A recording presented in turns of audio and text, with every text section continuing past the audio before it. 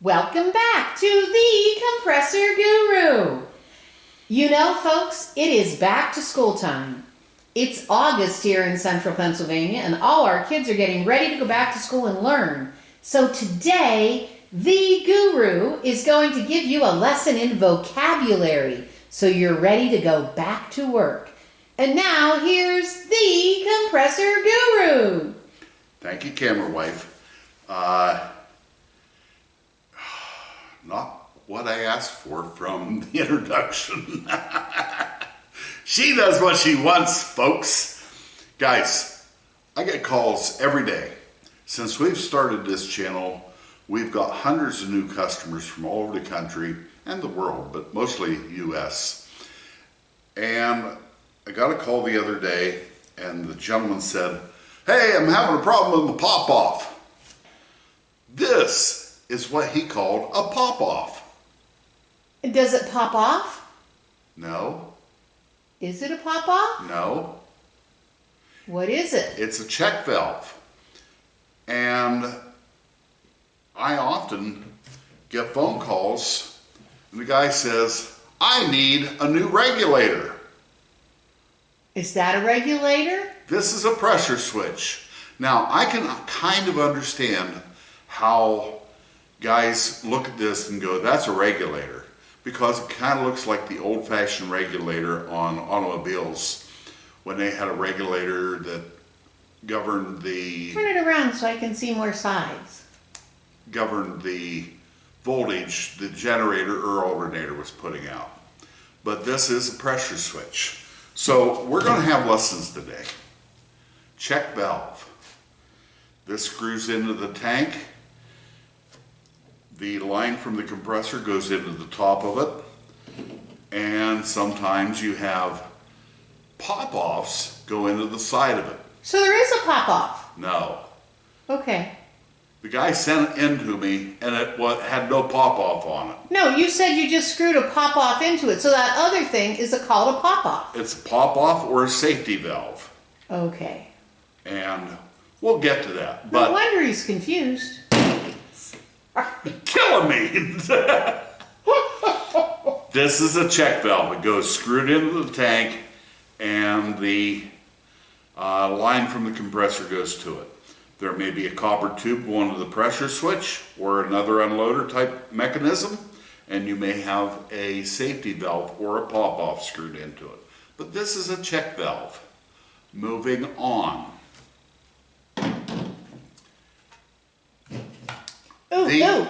Let me guess. Huh? These are the same thing.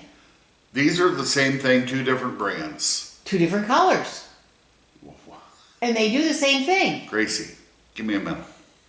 These are pressure switches. They do the same thing, but this one has an unloader, this one does not. This one has an on-off switch, this one does not. But these are pressure switches. They are not regulators. Okay? Pressure switch. These are safety valves, relief valves, pop-offs. They have many names. They have one function. They come in different pressures, and on most compressors, there's 3 of them on a machine. There's one screwed into the side of the check valve. There's one on the tank, and there's on 2-stage machines, there's one on the intercooler protecting the intercooler. So you may have 3 of these on a machine. All 3 of these on a machine are different pressures. You can't just buy one that's 200 pound and put on your intercooler. It's not going to work. These are safety valves. Pop-offs. Oh, I can live with a pop-off. What's this? Something I have to increase the size for. It's a combination. It actually is. It's got several of those in it. It doesn't have a safety valve on it. Isn't that one over there on that Nope. side? This is the governor or pilot. This is, I'm going to look at the exact name from Conrad. Should have a check valve on the other side. No, Screwed into there? nope. Okay. Actually, this says it does. This is a dual control piloted unloader check valve. Say that again fast. This is a dual control piloted unloader check valve. You had to keep looking at the name, didn't you? This is a dual control piloted unloader check valve. One more time. Sure. All right, you passed. You'll find these on gas-driven or diesel-driven machines. The air from the pump goes into here and it goes out of here into the tank. When it reaches pressure, this opens up and it unloads the compressed air out here while there's a check valve keeping it from leaking the air out of the tank that's built up. It also has a port on it to idle the engine down either through a slave cylinder, which I didn't bring one in, or a whip, which I didn't bring one in. Darn it. I'll add that in right here. That's a whip. So it's a cylinder with a cable. We call them a whip. This is a piloted unloader check valve. This looks kind of the same, doesn't it, camera wife? Oh, it doesn't have all the extra doodads. You're right. And this is the same thing. Now, this is where it gets a little bit tricky. That other one was dual control. These ones are singular. No. Okay.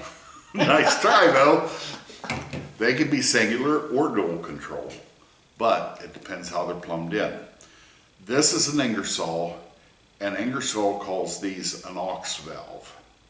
This is a Quincy, and Quincy calls these a pilot.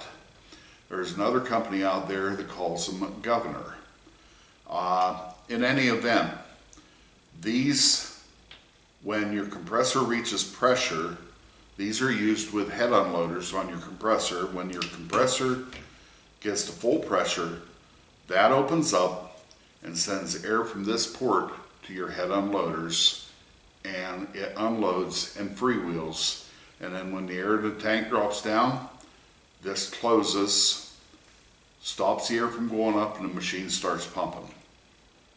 Ingersoll is an aux valve. Quincy is a pilot. Other brands have other names, but these are used on electric machines that have the option to run unloaded. Guys, don't feel like I should have to say this out loud, but this is a gauge. Tilt it down. Yeah, a little bit more. Yeah, good. And this is 0 to 300. It's got an 1/8 inch rear mounted fitting. These come rear mounted and bottom mounted. Most of them are 1/4 inch. This one just happens to be an 1/8. That's what I pulled out of the box on the truck. Now it's going to get fun. I know. This is a gauge with a fancy armor. This is a regulator. This is not a regulator. This is a regulator. This takes compressed air in at maybe 175 pounds, and you can adjust it down to 100 or 90 or 80, and this is your adjustment. This is a regulator. When you guys call and say, I need a regulator, my mind goes here. My mind goes here. Oh, is that another kind That's of another regulator? regulator. It's a smaller one. Where's its gauge? What? Where's its gauge? It's in the box down on the floor. Oh, okay, so it comes with a gauge too. The reason these have the gauge screws right into there. Oh, okay. The reason these have gauges is the line pressure is whatever the line pressure is. But the gauge tells you what the pressure is you are setting your pressure going downstream from. So if you want to have your tools regulated down to 80, you turn that knob, and you pull this knob out, turn it, and lock it in so you can't accidentally mess with it. These come in different sizes, they come for different pressures, and when I say the inlet pressure, but these are regulators. Moving on. This has a gauge in the box, camera wife. Want to take a guess what it is? It looks like the dual water filters we have on our water line at home. Only a miniature version. You're 1/3 right. There's filters in there. This is a filter, this is a regulator, and this is a lubricator. By the way, call me, I'll give you a killer deal on this. I'll give it to you for half off list price. Is there something wrong with it? No, it's brand new. Why would you give them that price? Because I want to get rid of it. It's been on the shelf too long. Okay, you didn't have to say that. You should say it's just a really good thing. It's a really good item. In any event, camera wife, in any event, this section here is your filter. It filters the air. Actually, I believe it goes through your regulator first. So it regulates the air, goes through the filter, and then this would mount somewhere close to a tool or a machine in an assembly line. And this fills up with oil, and then it puts a mist of oil into the air to lubricate your tools that you're using. This would never go on in a paint shop. But this is a filter lubricator regulator. Okay? FRL is very often the quick terminology people in the industry will use. This is an FRL. This is an FRL, filter regulator lubricator. So I wanted and I didn't grab a filter, but this section here, I did grab a piece of paper. This section right here is your filter. I'll get calls from guys and they'll go, I have a problem with my dryer. This is a dryer. This is a refrigerated dryer. This is a desiccant dryer. There's different types of desiccant dryers. I'm not going to put them all up here. But a filter is not a dryer. A dryer takes a lot of moisture out of compressed air. A filter catches a little bit of debris, might knock a little bit of water out, but it is not a dryer. At best, you might be able to call it a trap. And if I can find a picture of a trap, I'll put one up here. Traps are often used on large compressors where the compressed air drops into the tank. Last thing we want to talk about. You wouldn't believe everything I've heard this called. This is a magnetic starter or a definite purpose starter. This works in conjunction with a pressure switch, and the pressure switch is wired to run this. On big compressors, 5 horsepower and up, these switches don't hold up because of the amp load on the motor. So this controls when it starts and stops, and this controls the big this controls this. This has very large contacts in it and is operated by a magnetic coil.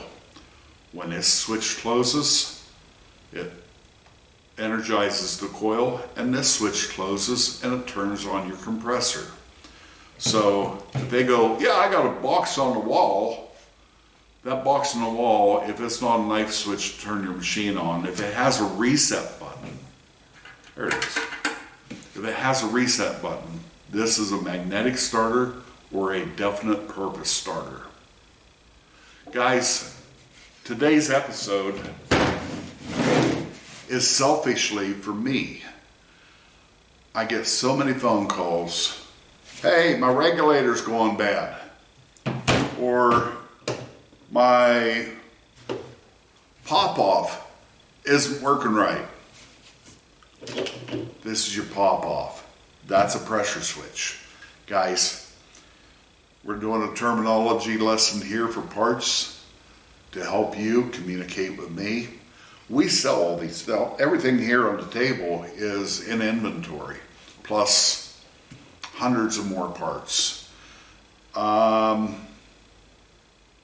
If you want us to do a terminology episode for compressor parts, you know, valves, valve disc, valve bodies, if you want us to do an episode like that, leave it in the comments. We can easily do one of them, pull stuff out of inventory. We have some used stuff laying around here. We'd be glad to educate you on the terminology on those parts as well. But So all of a sudden, my questions aren't making me so much like Gracie as they are. like my customers. I'm sorry, What I'm guys. saying is, sometimes because you deal with these things all the time, you just do that ASSUME word. I don't use that. I use You- surmumption. It's a combination Don't. of surmise and assumption. Don't. Aw. I'm trying to get it into the vernacular. It's not going. But you think everybody else knows everything that you're trying to tell them, and we're sitting out here going, okay, that's well, that looked like a pop-off. It did. Gracie, No. we're doing this episode very specifically to give you more information so you can communicate better and we can better serve you. Let us know what terminology you want explained, that he's just guessing or assuming People don't everybody. know what they don't know. I know. They don't. So, we want to help you. Let us know what we can do to help explain things to you. Because, quite frankly, you could explain them to me too. I don't really care, but, I mean, that didn't sound right. Thank you for joining us today, folks. God bless. Like and subscribe. Contact us through thecompressorguru.com, and we can sell anywhere easily in the lower 48, and we can sell anywhere in the world. Shipping becomes a problem, but if you need parts, we can take care of you. God bless. Have a great day.